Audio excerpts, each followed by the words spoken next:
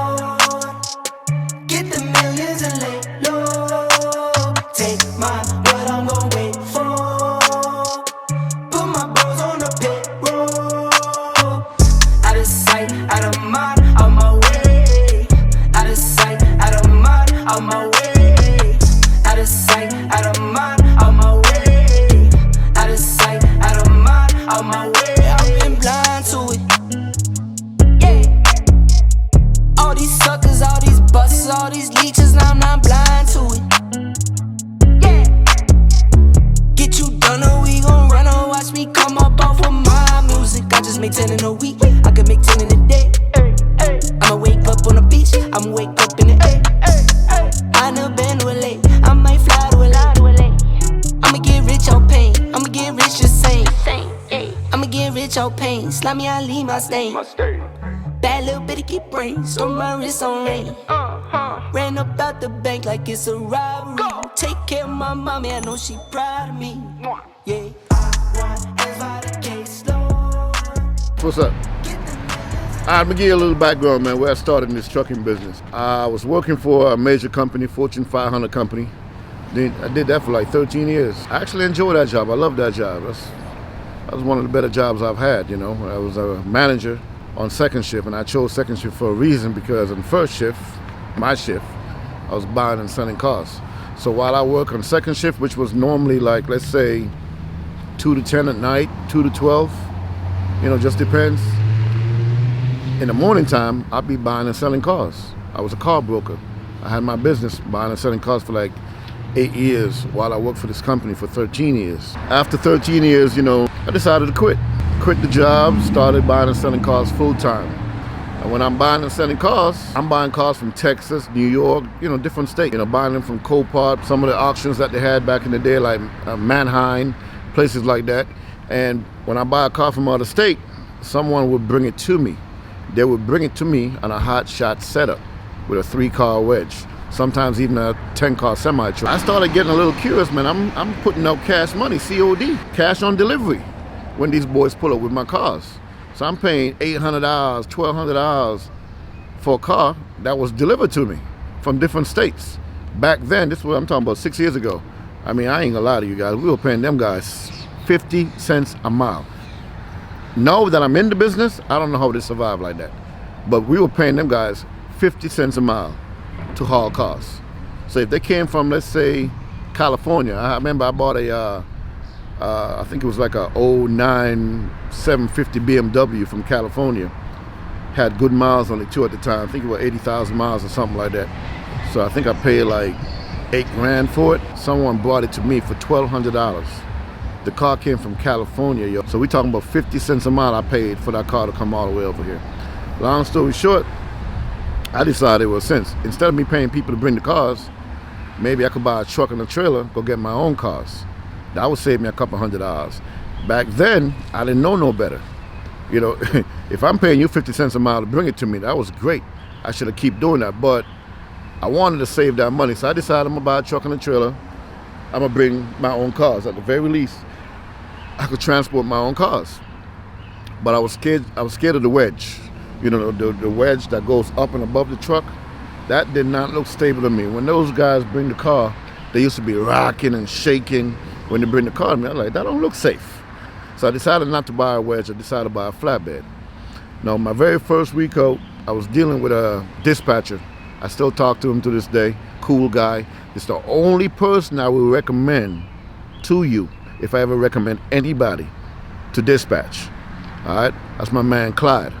All right? He's a beast with this thing. He actually taught me how to do partials, you know, because most people that I seen doing freight at the time, I decided not to do cars because freight paid a little better. Most people I said doing the freight were doing one pick, one drop, $2 a mile, and they were happy with that. I wasn't happy with $2 a mile. So I started doing partials. I would do 3 partials. No, I got $5, $6 on the truck per mile. And that's what I was doing. So he more or less taught me how to do that. So I already had my business set up, right? My business was New Generation Auto Sales. So I did a quick DBA on that, and I call it 181 Transport. Now I got 181 Transport. That's gonna be my my Hotshot business, and I will still have the car business. I bought an old truck. As a matter of fact, one of those trucks that I bought 2 trucks.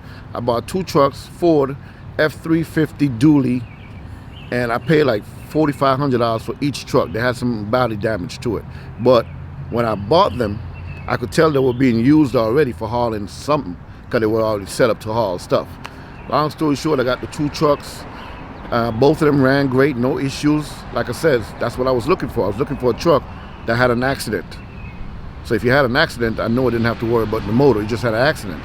So when the trucks came, one of them had an accident on the driver's side front fender. I had that repaired. Probably didn't cost me no more than $1,500. Get the truck set up, and I started running with that truck.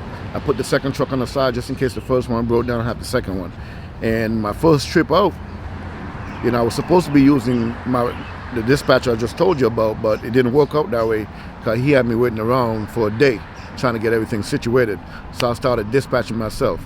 I grabbed a quick $2,000 in Georgia. I took it up to like Ohio, Chicago area, and I came back down with $2,000. I dropped off $4,000 for the week. I was like, shit. You know, looking back after that, I was sold. $4,000 in 1 week, I was sold. And by the way, I had a driver too, a guy who was in a flatbed before, and he was on the road. I met him in truck driving school. So me and him, he actually went out without me. My plan was not to drive. He actually loaded up the $4,000 load, and he took off. When he got to Tennessee Mountain, which is, what's that mountain called? Mount Eagle. Mount Eagle. He was going up Mount Eagle, coming out of Georgia. And before he got up the mountain, he broke down. I guess because he didn't have the truck in tow haul mode, and he was just straight engine going up the hill, no turbo using basically, or not in tow haul mode, and the reservoir tank blew up. So I went, me and Bennii, actually Bennii drove me up there. I got the tank, I repaired it myself, and I jumped in the truck with him. Once I got in the truck with him, I stayed in the truck with him. My plan was never to be on the road. Long story short, you know, we did that for about 30 days. Within the first 30 days, the engine blew up. So you weren't even trying to be on the road? Nah, I was trying to be an investor. Okay, you're trying to be an investor. I was trying to be an investor. I had the car business going. Okay. I had plenty of money in the bank because I just quit my my job I've been at for 13 years. You know, I had a ton of money behind me. So I was just trying to be an investor. But once I got in the truck and I went with him after I repaired the truck myself, I kind of got hooked on it. So I stayed in the truck. And within, I'm gonna say 45 days. Within 45 days, the engine blew up. So we drove around the country with a blown engine. The truck was not bulletproof. I actually bought the wrong truck because back then, a F350 dually Ford, they had problems not being strong. The engine wasn't strong unless you bulletproof it. I can't really explain all the bulletproofing terms. Those of you know what I'm talking about know what I'm talking about. Basically, you pull all the studs out. You put bigger studs or longer studs or heavier duty studs so the engine won't blow a seal. But I didn't do that. I just took the truck on the road and didn't bulletproof it. So luckily for me, I had another engine in the ground, a newer engine. So once we drove around the country for 3 weeks with a blown motor, fuel was getting it into my coolant. That's what it was. So I was dropping all my coolant like every 3 days and filling it back up with new coolant. We did that for 3 weeks because we were way out there someplace in Idaho and someplace like that. So we made it back home after doing that for 3 weeks, taking coolant out, putting fresh coolant in every couple of days or adding new coolant to it every couple of days just to get back home. And we were still making money though. Got back home, it was November, Thanksgiving time. And I remember I got a brother of mine, I call him my brother, but he's really a friend. He actually pulled the motor out for me, literally in 1 day, and put a new motor in the truck. I was back on the road in like 2 days. But it was Thanksgiving, so we were home for that weekend anyway. But he literally pulled the motor out and put a new one in like a day and a half or so at the most. And I was back on the road. And after that, we ran for a while, made some money, but that engine was going too after about a year. Cause I'm doing the same shit. It wasn't bulletproof. You know, we didn't bulletproof that motor either. So after about a year, that engine started to go.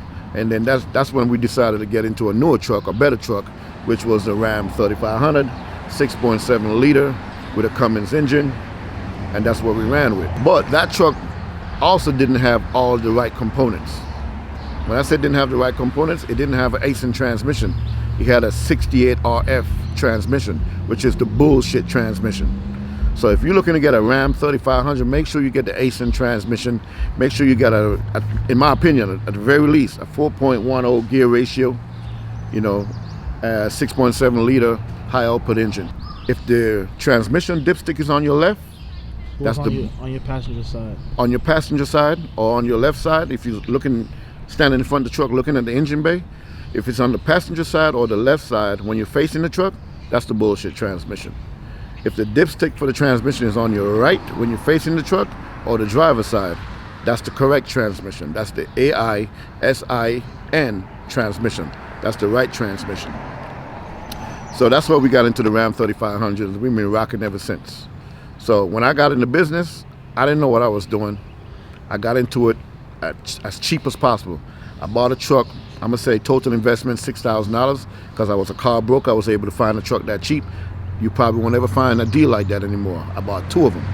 And I bought a trailer for $6,000, a Kaufman trailer, used trailer for $6,000. That truck and the trailer grossed out at $240,000 the first year. And I'm be honest with you, I didn't work 12 months, you know, because I remember staying down a month. And then again, when you're on the road, you come home, normally you don't go right back out, you stay home a couple of days. So I would estimate I worked 9 months and made $240,000 in my beat up old ass pickup truck. I had duct tape on that thing, I had bungee on that thing. I was just trying to figure it out. Nobody actually showed me shit. Nowadays y'all got YouTube, you got Instagram, you got TikTok, you got so many platforms you can go and get information. I honestly did not have that kind of access. I didn't have that kind of information. I just went out there and did it. And that's how I got into the Hotshot business. At the point we decided to buy a second truck so my son Bennii could have one. And me and him been rocking, man. But there's levels to this thing. You know, I never really wanted to be a Hotshot guy per se. Hotshot was just a stepping stone to what you see behind you. You know? I mean, when you think about trucking, you don't think about a pickup truck. Nothing wrong with it. It's a great way to get into the trucking business, whether or not you go to the stage or not. The pickup truck, the Hotshot business could always be a good business if you know what you're doing, if you're getting the right rates. Because you can't be out here running for 50 cents a mile like the guys were doing back in the day. You cannot be out here running for $1 a mile. You know, make sure you do your numbers, make sure you know exactly how much money you need to make per mile to make, not only cover your bills, to make a profit. Look, in any business, and I've said this on a couple of other videos, in any business, the most important thing is safety. Everybody is not going to be 100% all the time. There's always something you could nitpick and find on your truck. But it's your job to go over your whole truck, see what needs to be repaired, and make those kind of repairs. You know, whether it's a tire or, you know, a loose whatever could be on your truck. Always take care of those problems. Sometimes you're on the road, you may not be able to take care of it ASAP, you know, but as soon as you can take care of it, take care of it. Because you want to be as safe as possible on these highways. You know what I mean? It's dangerous work. Shit can happen. It may not even be your fault. But whenever there's a safety issue, take care of it. Counting these commas, we run it up. All of these hoes, they won't come with us. Sipping that dirty, she getting real sloppy. Staying high, now she living her dreams. On her pants with Magello on me. Jolly Ranchers mixed it up with the lean. Johnny Dang, all my diamonds on fleek. Pop me a perk and she think I'm a geek.